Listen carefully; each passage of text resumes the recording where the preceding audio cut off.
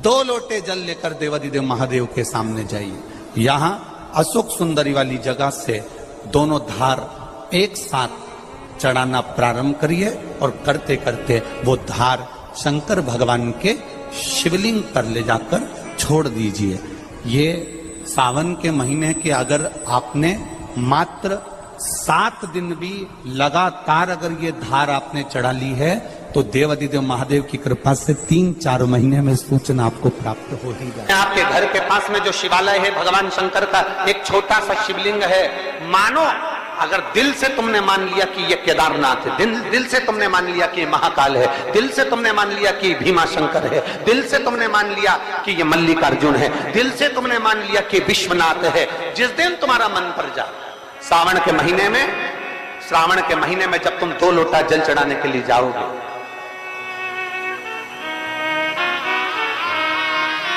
श्रावण के महीने में जब तुम 2 लोटा जल चढ़ाने के लिए जाओगे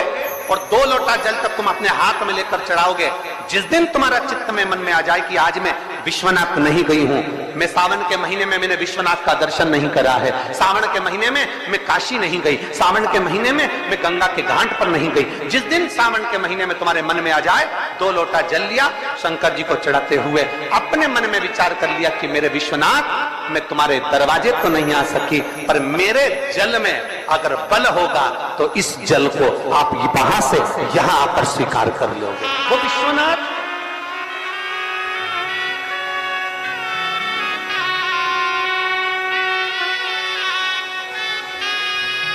पहला दिन लगे 2 लोटा जल चालू कर दो। श्रावण के पूरे महीने 2 लोटा जल अपने घर से लेकर जाओ और अपने घर से जब जल लेकर जाओ तो ये विचार कर कर जाना, आज मैं शिव को काशी में, आज मैं शिव को केदार में, आज शिव को अमरनाथ में, आज शिव को भीमा शंकर में, आज शिव को मल्लिकार्जुन में। और फिर निवेदन करूंगा, जिस बहन को 19 और 20 साल तक भी औलाद नहीं हुई हो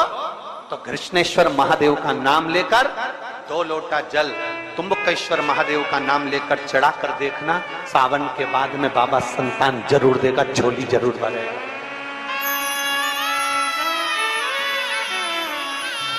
कहीं नहीं जाना,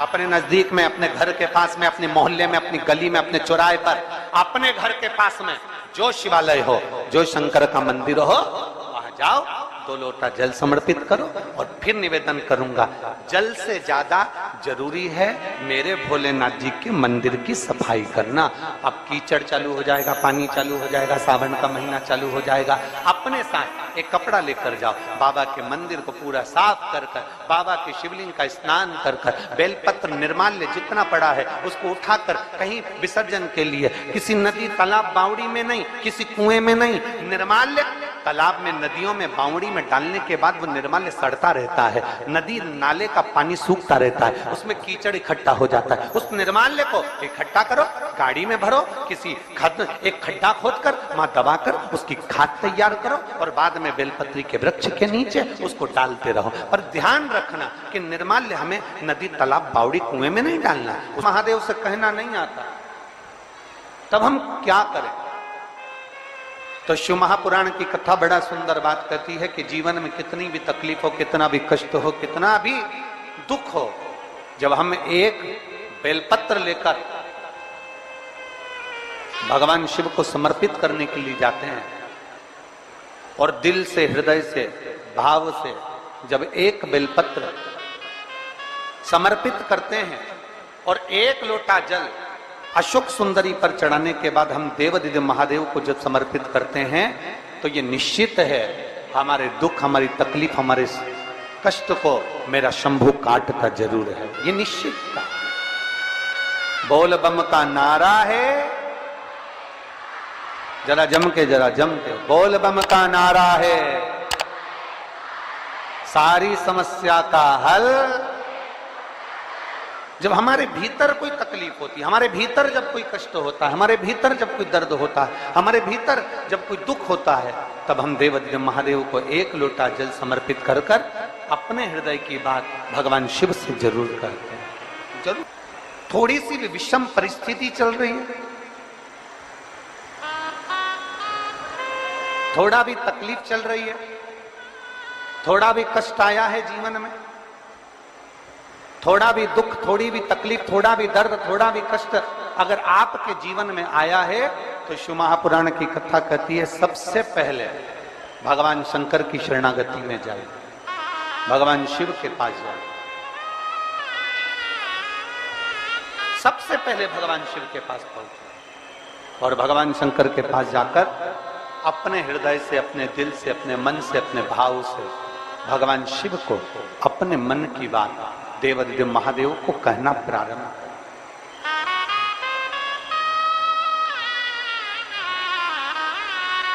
अपने भीतर जो संशय है, अपने भीतर जो संशय उत्पन्न हुआ है, अपने भीतर जो हम संशय में आए हैं, उस संशय को मिटाने के लिए, अपने भीतर के दुख को, अपने भीतर की तकलीफ को, अपने भीतर के कष्ट को मिटाने के लिए कहीं दूसरी जगह नहीं जाए। शिव महापुराण की कथा कहती है अगर जीवन में दुख भी आया है, तकलीफ भी आई है, कष्ट भी आया है, पड़ोसी के यहाँ, रिश्तेदारों को, नातेदारों को, कुटुंब को, कबीले को जाकर कहोगे, वो दुख मिटने वाला नहीं, वो संशय समाप्त होने वाला नहीं, वो तकलीफ समाप्त होने वाली नहीं, वो दुख समाप्त होने वाला नहीं है। अगर जीवन में संशय आया है, जीवन में अगर तकलीफ आई है, जीवन में अगर कष्ट आया है, तो हमें शिव की शरणागति ग्रहण कर लेना चाहिए। एक लोटा जल हाथ में लेकर भगवान शिव से अपने दिल की बात, अपने मन की बात भगवान शंकर को जरूर जाकर कहना चाहिए। कर रहे हो ये आपके ऊपर निर्भर करता है। मां, महात्मा और परमात्मा,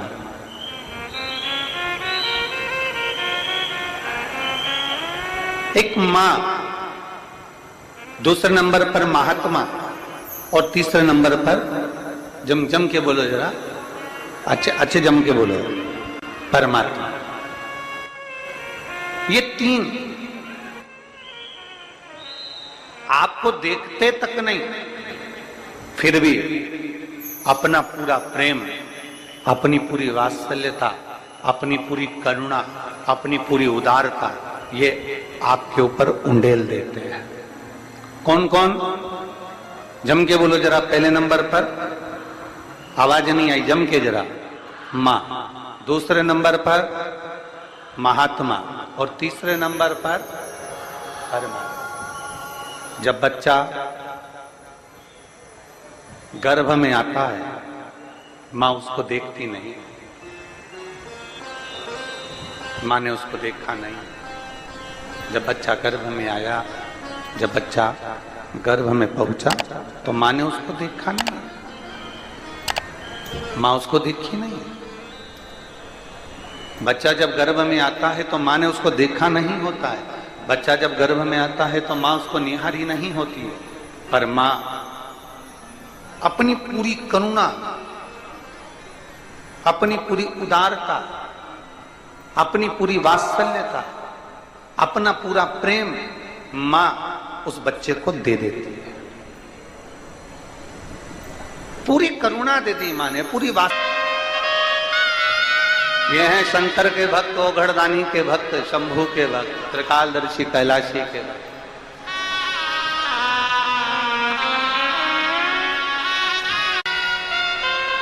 में डूबे रहते हैं, शंकर भगवान समाधि में लीन रहते हैं। तो कई लोग, कई जिनके मुख में जो आता है, जिनके विचारों में जो आता है, वो कह देते हैं कि शंकर जी की आराधना नहीं करना चाहिए क्योंकि शंकर तो समाधि में डूबे रहते हैं, वो तो देखते ही नहीं है। पर उनको समझाना ये है कि नानू मां का चरित्र कह रहा है कि नानू मां के पिता मछली पकड़ने का जाल बनाते हैं और ध्यान नानू मां पर रहता है। एक पनिहारन पानी को लेकर जाती है, सिर पर हंडे पर हंडा, मटके पर मटका, मटके पर मटका, मटके पर मटका रखती है, चलती जाती है, पड़ोसन से बात करती है, पर ध्यान मटके पर रहता है। एक माँ अपने बच्चे को लेकर बाजार में जाती है, सामान कितना भी खरीदे पर बच्चे पर ध्यान रहता है। एक पिता अपने काम में ध्यान देता रहता है। उसी तरह मेरा ओघड़दानी भले नेत्र बंद कर कर समाधि में डूबा हुआ हो, पर जो एक लोटा जल चढ़ाता है, मेरे शंकर का ध्यान उस पर बना ही रहता है। वृक्ष लता से स्नान कराऊंगी, ये अपने भीतर एक संकल्प अपने भीतर लेना है कि श्रावण के महीने में हमें शिव को कैसे रिझाना है, शंकर को कैसे प्रसन्न करना है, शंकर को कैसे प्रकट करना है। शंकर को देव अधिदेव महादेव को पकड़ने का जाल इंसान नहीं बना सकता, वो तो शंकर देव अधिदेव महादेव किसी के दिल में आकर बैठ जाते हैं तो वो हृदय के जाल में शंकर को पकड़कर अपने दिल में बिठा लेता है। कोई कोई लिंग के सम्मुख में सत्य बोला है, घर में जब शुभ आयोजन होगा, घर में जब शुभ शकुन होगा, घर में जब शुभ कार्य किया जाएगा, घर में जब वंश की वृद्धि हो रही होगी, घर में कोई नया मेहमान आ रहा होगा, घर में कोई आतिथ्य हो रहा होगा, कोई नया मुहूर्त हो रहा होगा, तब हे नारायण आप सत्य बोले हो, इसलिए आपकी पवित्र पूजन प्रत्येक घर में पूर्णिमा, अमावस्या, एकादशी, द्वादशी, संक्रांति आदि कादिक दिन आपके इस स्वरूप की पूजन पूरा ब्रह्मांड करेगा और आपको लोग सत्यनारायण भगवान के नाम से पुकारेंगे। बोल सत्यनारायण भगवान की। इसीलिए स्कंद पुराण का रेवा खंड कहता है, इसलिए हमारे यहाँ जब सत्यनारायण भगवान की हम कथा श्रवण करते हैं, प्रथम अध्याय पूर्ण होता है, द्वितीय अध्याय पूर्ण होता है, तो विद्वान ब्राह्मण जन कहते हैं इति श्री रेवा खंडे प्रथम अध्याय। तो ऐसा रेवा खंड में से भगवान सत्यनारायण के सुंदर स्वरूप का वर्णन आता है, शिव महापुराण में से भगवान सत्यनारायण के स्वरूप का वर्णन आता है, भगवान शिव की पवित्र कथा का वर्णन आता है, भगवान शंकर के सुंदर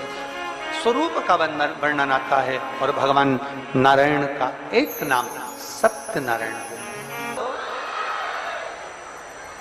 महीने, 2 महीने, 3 महीने, 6 महीने, 4 महीने,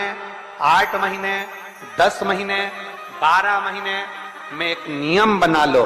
कि हमारे घर में हम सत्यनारायण भगवान की कथा किसी ब्राह्मण जन को बुलाकर करवाकर यज्ञ ग्यारी करवाकर अपने जीवन को सार्थक बनाएंगे, क्योंकि सत्यनारायण की कथा भी शिव की कृपा के आनंद में होती है। कहते हैं जहां सत्यनारायण की कथा होती है वहां शंकर की भी कृपा नित्य बनी रहती है, क्योंकि शिव ने ही तो उपदेश दिया है। करा तो हमारे यहाँ तो माताएं बड़ा सुंदर सुंदर भजन भी गाती हैं, सतना पर चढ़ेगा पर शिव पर कभी नहीं चढ़ेगा, कभी नहीं। गौ माता तू झूठ बोलिए मेरे सामने, तेरा पूरा शरीर पुजाएगा। कन्यादान, वस्त्रदान, मुद्रादान, स्वर्णदान, अन्नदान, सारे दान आगे से होंगे, पर गौदान पीछे से होगा, गाय की पूंछ पकड़कर किया जाएगा, क्योंकि तू झूठ बोल गई मेरे सामने।